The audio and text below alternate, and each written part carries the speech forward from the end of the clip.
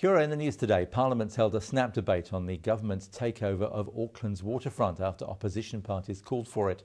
Speaker Lockwood Smith unusually agreed to the request. Labour MP Trevor Mallard is laying the blame squarely at the Prime Minister's feet, but Transport Minister Stephen Joyce talked up the positives: the opening ceremony, the large turnout to all games and the good atmosphere. There's a call for a domestic pricing system to be set up for the dairy industry. The first day of Parliament's Select Committee inquiry into the price of milk heard submissions from Federated Farmers and the Dairy Workers Union. While Fed farmers say there's no need for the inquiry because there's nothing wrong with the price, the union disagrees. National Secretary James Ritchie says the international price is too high and that's leaving Kiwis suffering. The BNZ suggests the Reserve Bank governor has been spooked by global events, and it's now picking that interest rates here won't be hiked until March of next year. Alan Bollard left the cash rate on hold today and also produced a more than expected downbeat assessment about the state of the world and accompanying inflationary pressure. The New Zealand economy has been performing reasonably well, while headline inflation has increased somewhat since our June review.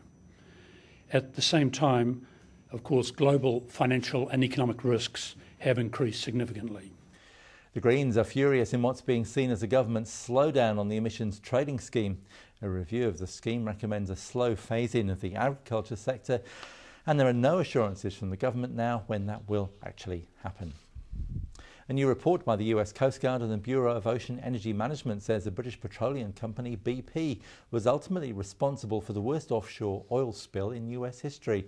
The explosion last year aboard the Deepwater Horizon oil rig in the Gulf of Mexico spilled nearly 5 million barrels of oil and killed 11 workers.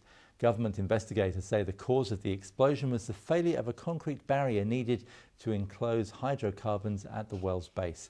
BP is also blamed for a series of bad management decisions. It's the world's biggest violin, more than 4 meters long with a 5-meter fiddle.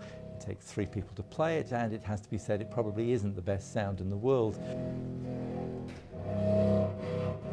But along with dogs on a skipping rope, pierced people and physical peculiarities, it can only mean it's time for the publication of this year's edition of the Guinness Book of Records. Well, that's all from me. I'm off to go and get my dog to start practicing on a skipping rope. From all of us on your news team, ka kite anō.